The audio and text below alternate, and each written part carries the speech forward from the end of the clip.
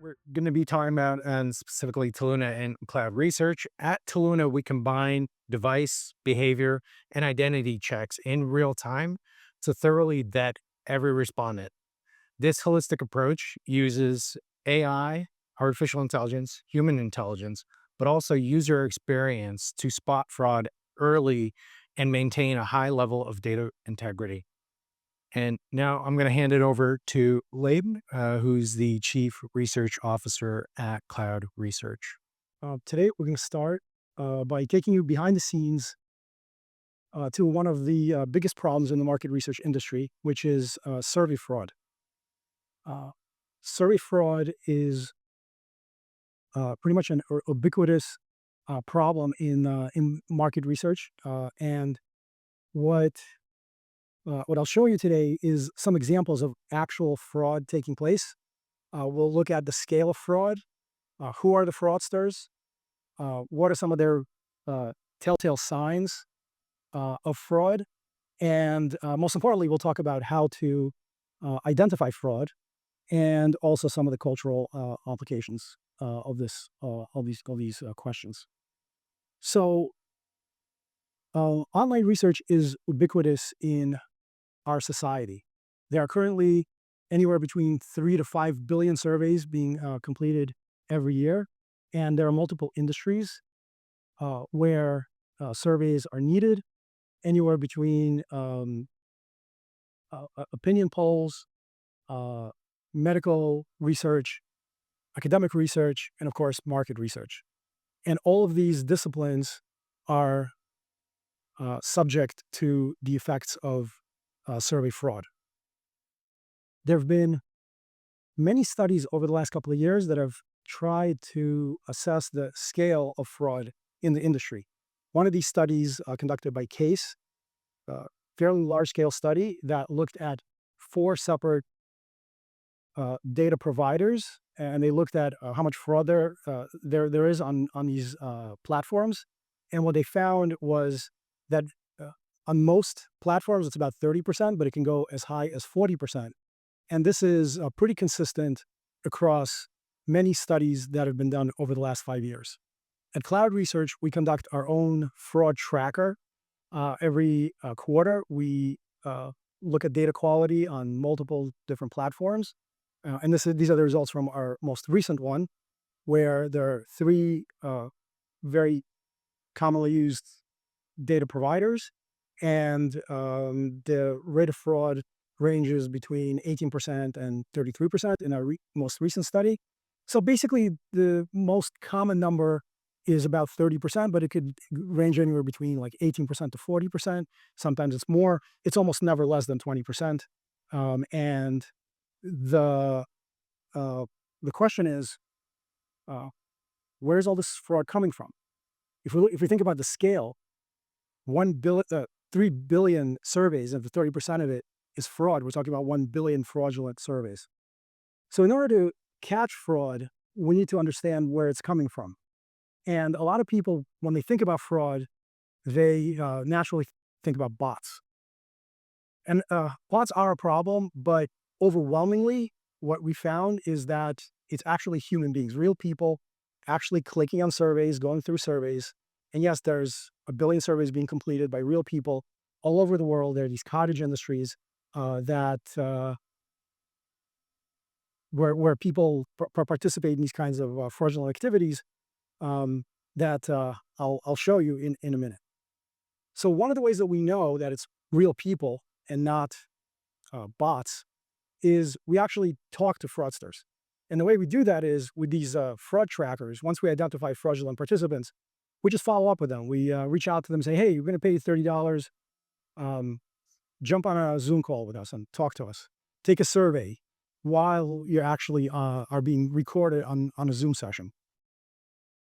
And by doing that, we've done that with many hundreds of fraudsters, we can really learn a lot about them. So I'm going to show you right now what this typically looks like. So what you're seeing on the screen right now is a participant who was identified in one of our surveys as being fraudulent based on their responses and based on various markers of fraud.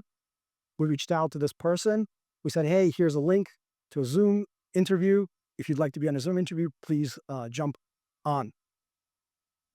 The Zoom interview opens, and this is what we see. We see what we call a click farm. There are dozens of computers. There are dozens of people in this room. They're all taking surveys. They're all talking to each other. They don't really speak English.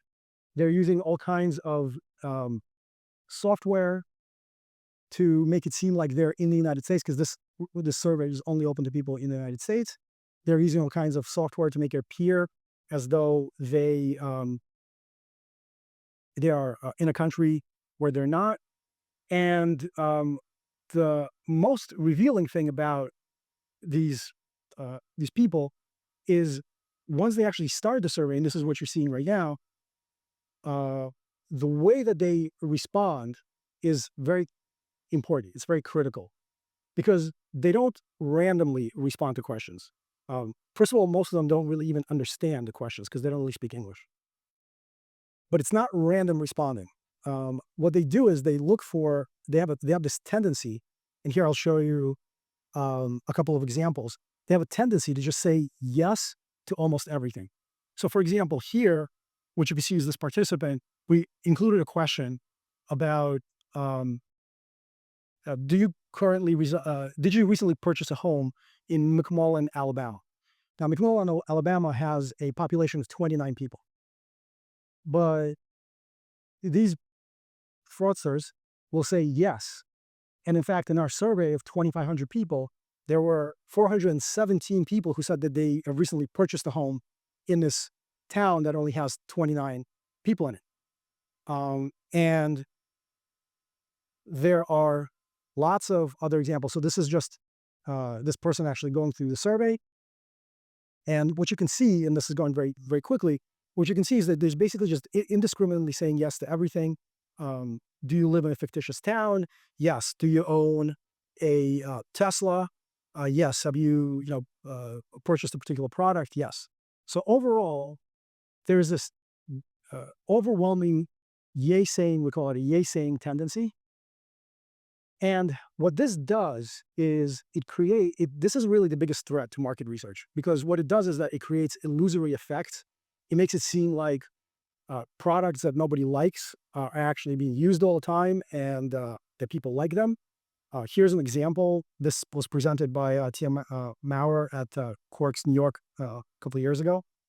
Procter & Gamble, they did she's a prompter of Procter & Gamble, and they were involved in a study where there was a go-to-market campaign for a Crest mouthwash. They did an online study that showed that 54% of people used it and loved it. So they put out this product and it bombed.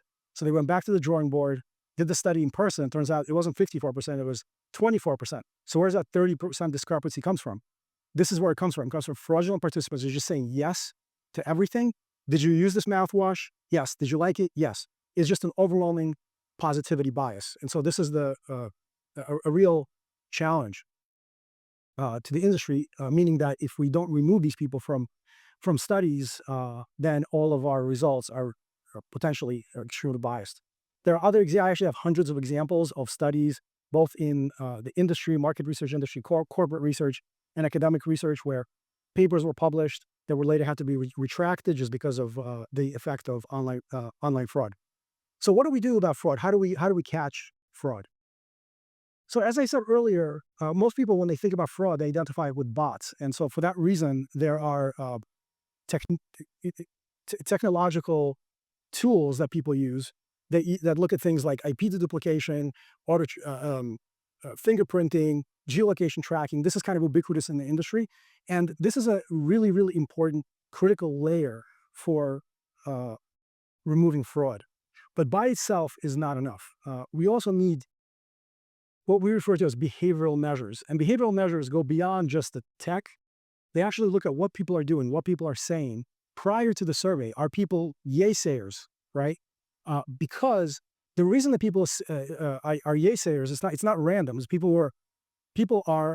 participants are conditioned to saying yes, because that's how you get into the survey. You say, yes, I use a product. And then, okay, now you're qualified for that survey. So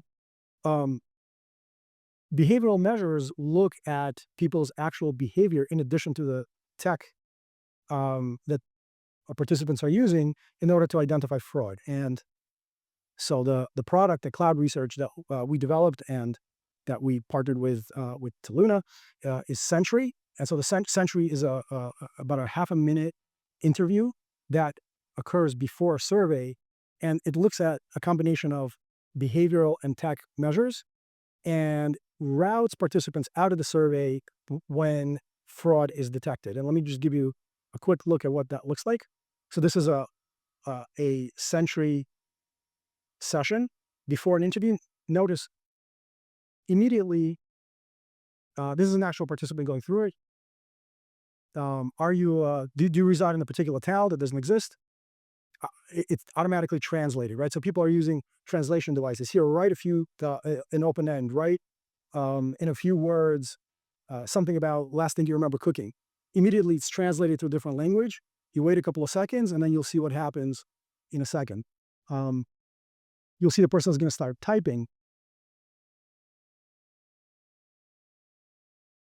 but they're typing at the speed that's humanly impossible, which means that they have an app, right, that is generating all those words, and you would never know, right? So unless you look at these kinds of markers of fraud, yay saying, translating questions into their own native language, because a lot of fraudulent participants, they don't speak the language of the survey, so they have to use these kinds of apps and the translation devices and apps for generating open ends. Those are some of the key ways that we use in order to identify fraud, in addition to the uh, the tech uh, kind of markers that we look at as well. So with that background, I turn over to Gene to now talk about the cultural side of catching fraud.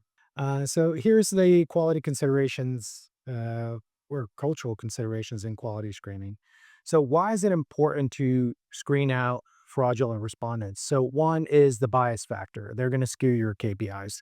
So consumer purchasing intent, like Lee was just talking about, is going to get skewed higher and so on. But then there's the respondent experience approach as well. If we make it more and more difficult for real respondents to take surveys, guess what? They're going to stop taking surveys. And then we got even a bigger issue. So we need to make sure that whatever we're introducing also upholds good responder experience. And then operations, so longer field work timelines and higher costs. So as you get those fraudulent respondents in survey, in field, you're either cleaning them while you're in field or post field, and then you're going back into survey to basically and into field to get all those complete. So it ends up costing us a lot of time and money. Specifically with translator use, we always recommend removing respondents that are using translators or automated translators. I'll explain it in two examples essentially. So try to translate the word bagel from English into Arabic or Chinese, and it will translate as bread. So if you're trying to run a study for, let's say, like a bagel shop franchise that you're going to open up in China, well, guess what? Now everyone who's translating is they're talking about bread, and they can totally misread your survey. And then the other point is when we started using Cloud Research's Sentry product, one of the first glaring examples was we had a case in India where one provider of traffic was getting termed at a much higher rate. So at first we tried to think, well, maybe this might be a local dialect that's getting mistranslated or something. So it's really handy because you can go back in and actually see the recordings of these users. And what we found was that they were translating into Chinese. So definitely not Indian, and that led us to actually remove that source completely because we saw that a lot of their traffic was in fact click farm.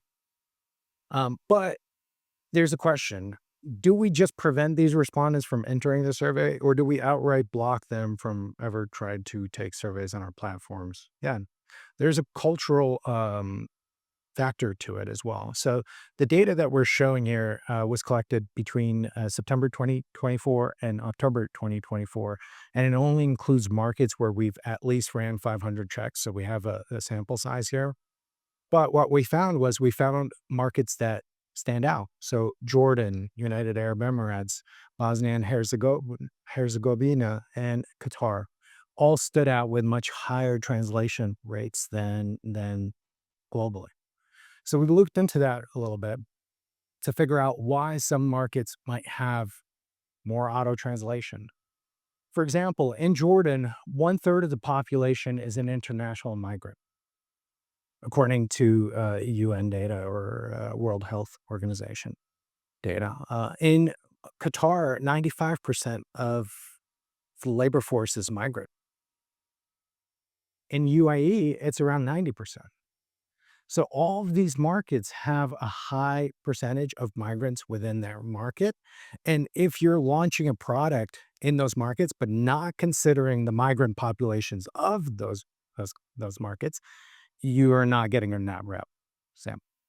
And your product might not necessarily, it might bomb out because you're not getting the true representation of the markets. But there's also markets like Bosnia and Herzegovina where they have multiple languages. So it's all very important to make sure that in these types of markets, whenever you're launching studies, you're launching it for those languages in mind, right? So the questionnaire has to resemble those languages. And if you're not, what you're again, you're skewing the results that you're getting yourself. So if you've only translated the questionnaire into Bosnian, well, guess what? You're not getting a voice from like 31% of the population that speaks Serbian, right?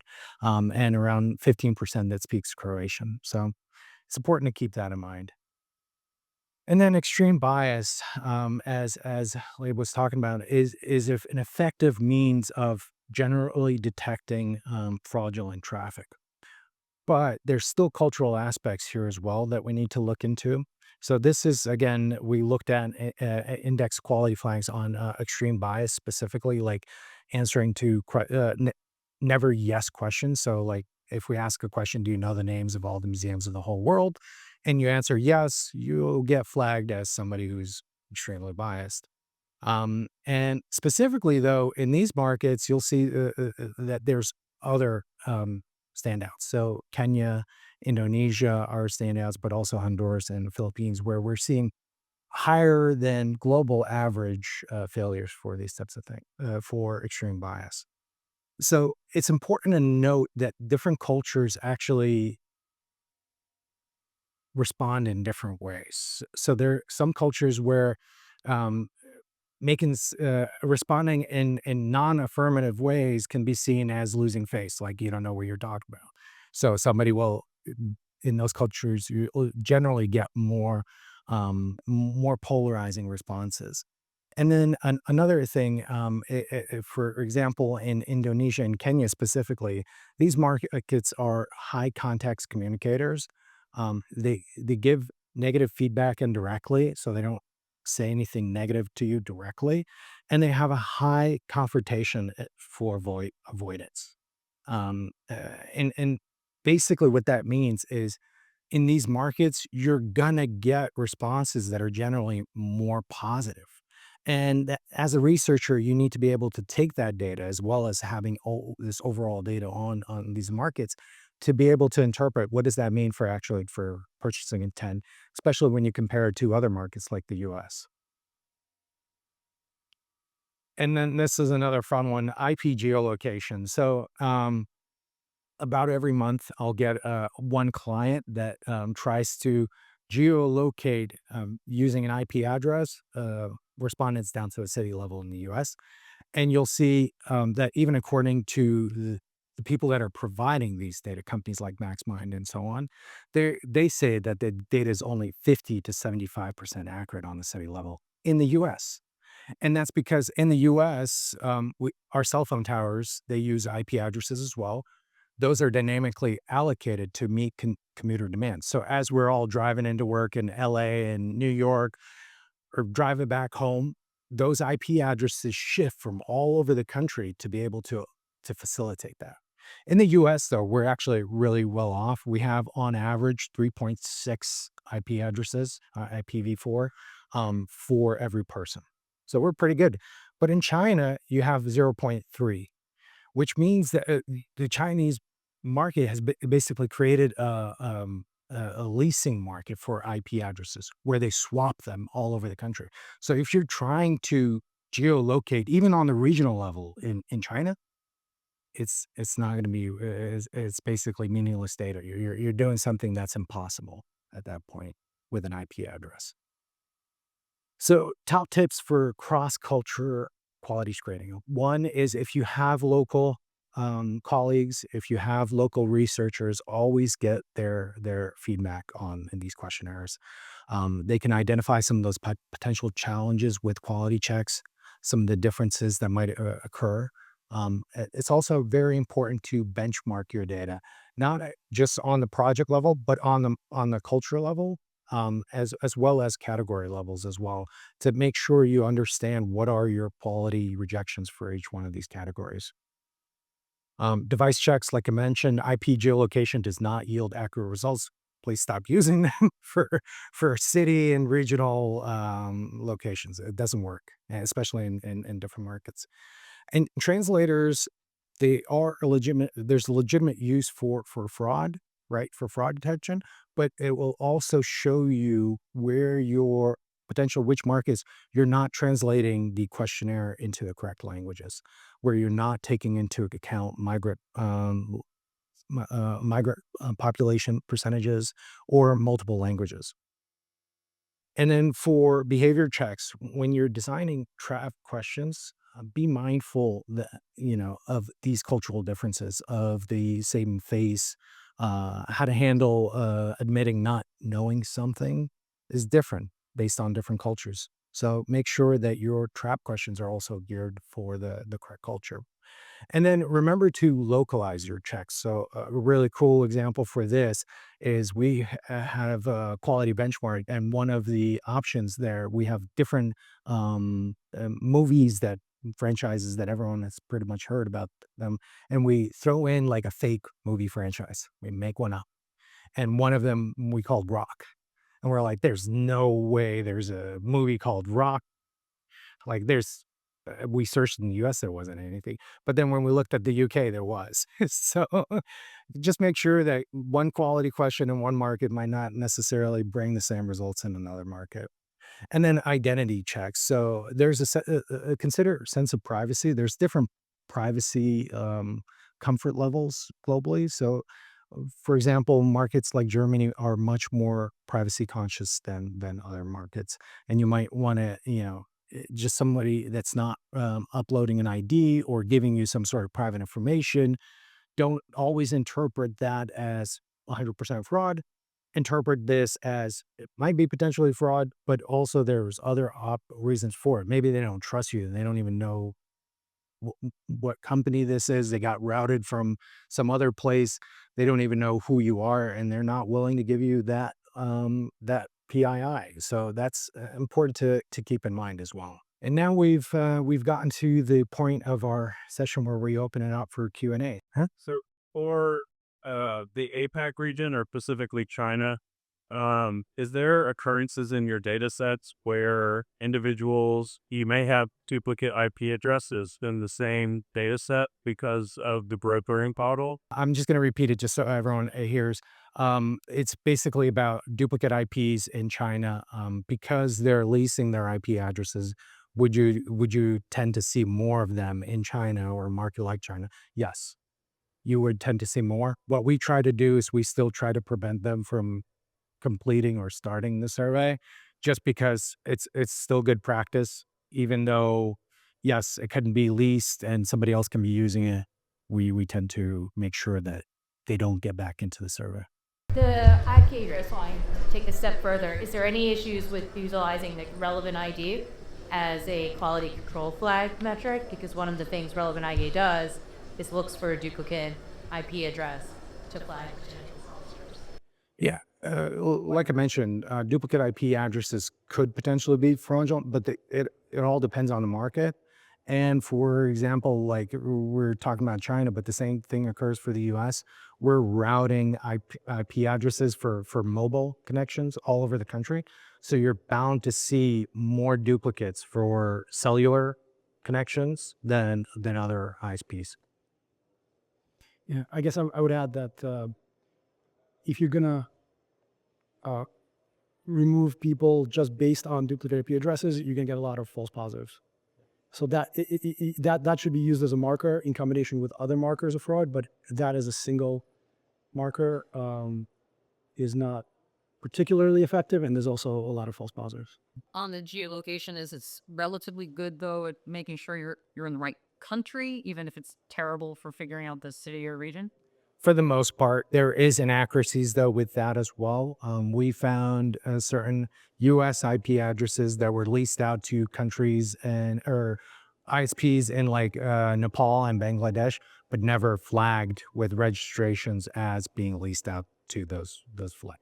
So it works for the most part, but you're bound to see basically 1 to 2% inaccuracies in the U.S. It's probably going to be higher as you tend to go out to markets that have less IP addresses. It's recognized as non-US. It should be non. Yes. I would assume that you'll also find cultural differences within the U.S. And so that I'm assuming you have ways then of like making sure that you're not excluding consumers who might be answering differently because of their personal cultural background. They might be hitting the extremes of the scales more often than others because of their cultural background. Especially in the U.S., we also have a high migrant population, and so you will see some of these differences, and it's important to also address them. Yeah. All right. Well, thank you for your time. Thank you for coming. We appreciate it.